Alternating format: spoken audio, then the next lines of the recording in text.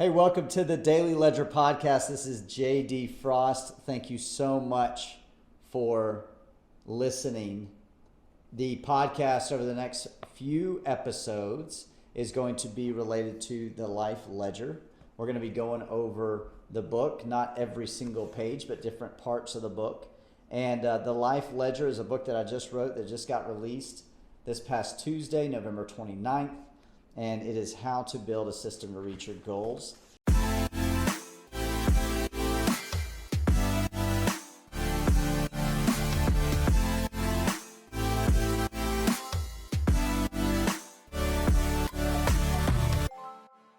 This book is really special to me because I did not get to get this published as quickly as I wanted to. It took 4 years to get it published, all the way to the part to where we're selling it today.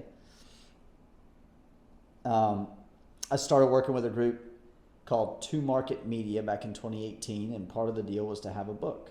And I was very intrigued by this because I've never really considered myself a reader, but over the last 5 years, I have started to read and read and read and read and read. And the fact that I have a book out in the public with my name on it is just incredible to me, and I'm so thankful to To Market Media, Hank Norman and Steve Carless, for helping me to put this together and helping to get the publishing deal. They said that I needed to get work through a publisher, not try to self-publish. So if you're thinking about writing a book, go through a publisher. It's the best way to do it. It's not as quick, it takes a lot longer, but it is in the end a better way of doing it. I dedicated this book to my children, Lainey, Sally, and Molly.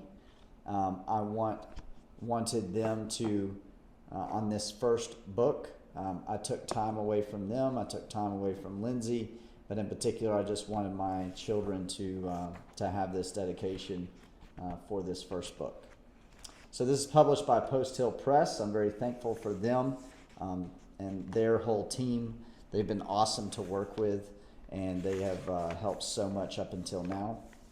And the foreword is by Tim Story. I'm going to be reading just different excerpts from the book. On this episode, we'll probably get through chapters 1 and 2, possibly, but I want to give some additional insight on some stories inside the book, some of the quotes that are in here, provide a little bit more background to maybe, why did we say that, or what was I really meaning here, or things like that. I thought it might be interesting on the podcast to kind of go through that if you've read the book.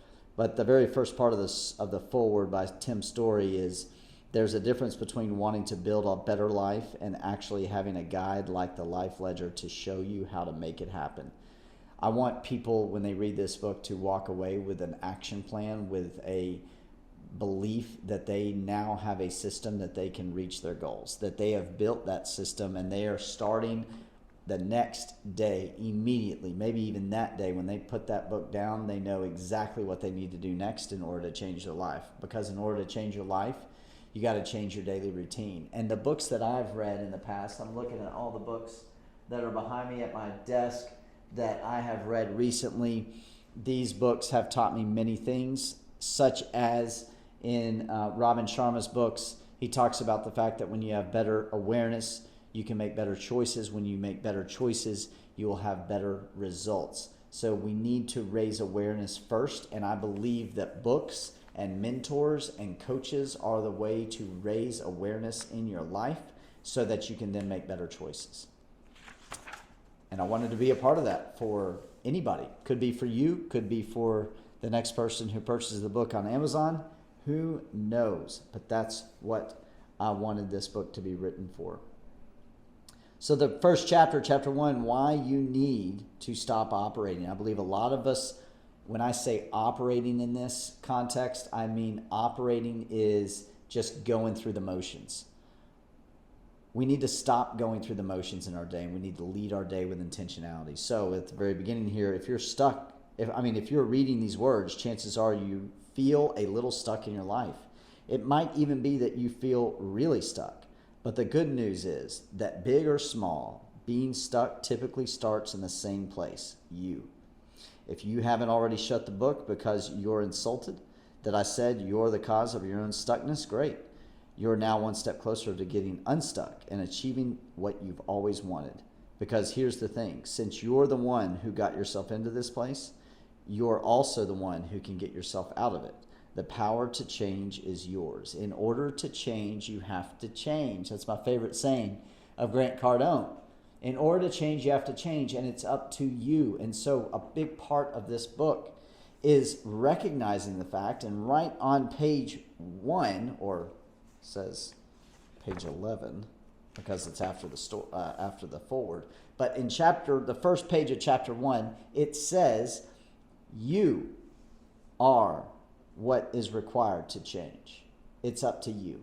That is some serious awareness. If you start to take full responsibility of your life in every circumstance, how you react to things, how you react to people, how you respond emotionally, being proactive and taking full responsibility is the first step to truly changing your life, I believe. Recognizing that and taking ownership of that is so important. What do I mean by operating? Operating is the time and energy you expend to get things done in your day. Operating is basically how we survive on a daily basis. If you're like me, I've always had this baseline fear of everything going wrong and that somehow it would all come apart. And so for years, I did everything I could to keep my business running on all cylinders because of fear that it would fail. I took every call. I tried to charm every client. I tried to fix every problem. I tried to do everything all the time, every day. And the fact is you can't do everything. You can't do everything all the time. Whether you're trying to have a business of one person or 1,000 people, you cannot do it all. And that's why we want to stop operating. So as this chapter goes on, we talk about operating. We talk about different strategies around how to stop operating. And right here on page 15, it says, ultimately, when you're in the operating mode, you're living a reactive life, not a proactive one, like I was talking about. You don't have a strong grasp of how you're spending your time or what you actually want to accomplish long term because you have no time to do so. What are your plans? What are your goals? What are you actually doing to reach them? Where do you even start? This is where the life ledger comes in. I know because it is the way I changed my own life, the way I got out of a hole I dug myself into. I'm a recovering alcoholic. I can say that now and admit that I have a problem that I needed and still need other people's help and support. But for the longest time, I couldn't, partly because I was operating in a way that had brought me some success, or at least what I was considering success at the time. I was a CPA of my own business with 48 employees. I was married to a great wife with 3 amazing daughters, Lainey, Sally, and Molly. I was recognized in my Chattanooga community. From the outside, it looked in many ways like I had it all, but I didn't. I was drinking too much, denying I had a problem, working myself to the bone every day, trying to make sure I kept it all together, making sure that I was able to survive another day. When I started writing this book, I was asked to remember different stories. I was asked to remember what it was like before I had started to change my life, before I had recognized my alcoholism, before I had raised that awareness and actually admitted it. And human beings, we are naturally codependent on things. And how do we recognize that and pull ourselves apart from those things? The Life Ledger, this book, will help you to break down your day. When we talk about in chapter, I believe it's in chapter 5. Yep, chapter 5, life mapping, is when you start to map out your day. You're actually going to create a map for your day. What are those things that you're going to do on a daily basis? What's the foundation of those things going to be in order to start to change your life? And, for me, those things, the creation of that foundation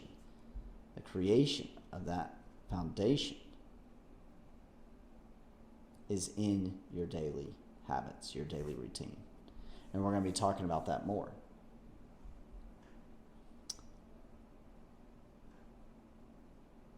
I think that in order to build conviction to change your life, you have to get to a place where you have no other decision other than to change.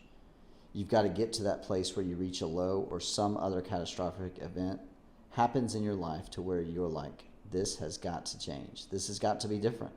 That's when I recalled inspirational speaker and life coach Grant Cardone talking about writing down your goals every day. I never really believed he did it, but I was like, that's what I'm going to do. My first step is going to be to write down my goals twice a day, every day, no matter what. That started in 2019. We're still in chapter 1 here. So the very first part of the life ledger for me was writing down my goals every day, twice a day. That's what I started doing. That was going to be the one thing that I did differently each day, no matter what, that I started in 2019 when a lot of things were not going very good for me. They just were not going in the right direction. I don't know if you've ever felt that way before, but it happened. It happened to me, and the very first thing that I started doing differently that next day is writing down my goals every day. So this is the Life Ledger. You can go get it on Amazon. Those are the first few pages there in chapter 1 that I wanted to go over, a few excerpts, a little bit more of a backstory behind the story in the book. And on the next episode, we're going to continue on with chapter 1 so that we can talk a little bit more about these stories.